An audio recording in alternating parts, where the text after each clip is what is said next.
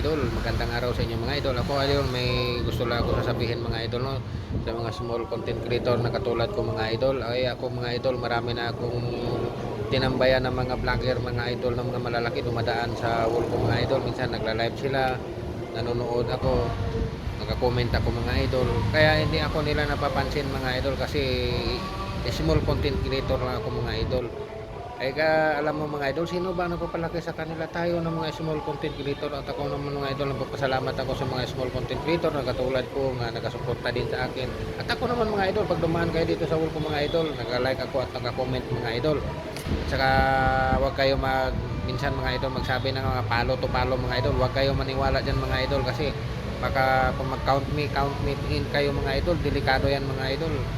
Hindi yan kayo magsali-sali dyan na sabi nila magpapalo. Hindi yan mga idol kasi mga lalaki na yan sila. Ang gusto ko lang iparating sa inyo mga idol na magawa kayo talaga ng mga content na makaakit kayo ng mga followers ng mga idol. Kapag kayo ng mga content nyo, huwag kayong sabi na makasali kayo sa mga palo to palo kasi marirestrict yung mga account nyo dyan mga idol. Kasi yung dati kong account mga idol, ganun din ang nangyari sa akin. Kaya wala talaga mangyari yan sa palo to palo mga idol. Ang gagawin nyo lang mga idol, tips ko para sa mga baguhan, huwag kayong maniwala sa mga ganyan. Magawa kayo ng mga video nyo, ng sarili ng video, mag content kayo, doon kayo makakuha ng mga followers. Di pa paanohin mo naman kung magsali-sali ka doon sa kanila, wala ka naman mag-ina-post, wala ka naman mga content, wala din may mangyari. Sino magpapalo sa'yo kung magsali ka doon? Kasi sila malalaki na yan. Tayo na mga maliliit, magsikap tayo mga idol, mag-post tayo araw-araw. At saka kung mag-post tayo mga idol 12 alas 2 ng hapon hanggang alas 7 hanggang alas 9 ng gabi. Yan mga idol ang mag-post kayo mga idol. Hindi kasi sabi na ituloy-tuloy yung kailangan may gap talaga mga idol. Kaya sana ano din ako mga idol, nakatulong din ako sa mga baguhan. At sana mga idol, huwag kayong maniwala dyan sa mga sabihin nila ng mga palo to palo mga idol. Wala, marirestrict lang yung account nyo dyan mga idol.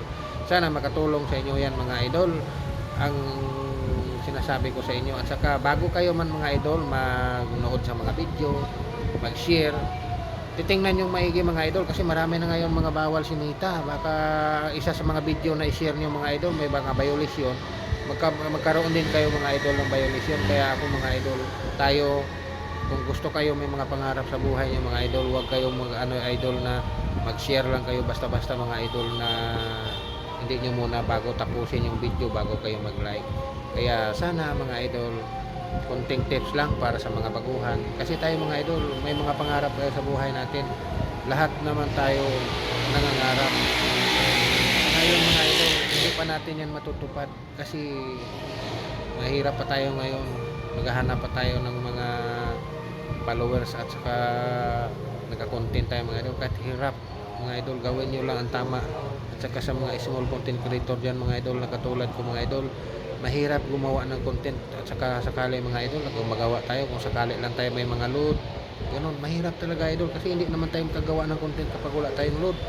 Kaya na mga idol, sa mga baguhan dyan mga idol, huwag tayong magsawa kung may pangarap tayo sa buhay natin mga idol.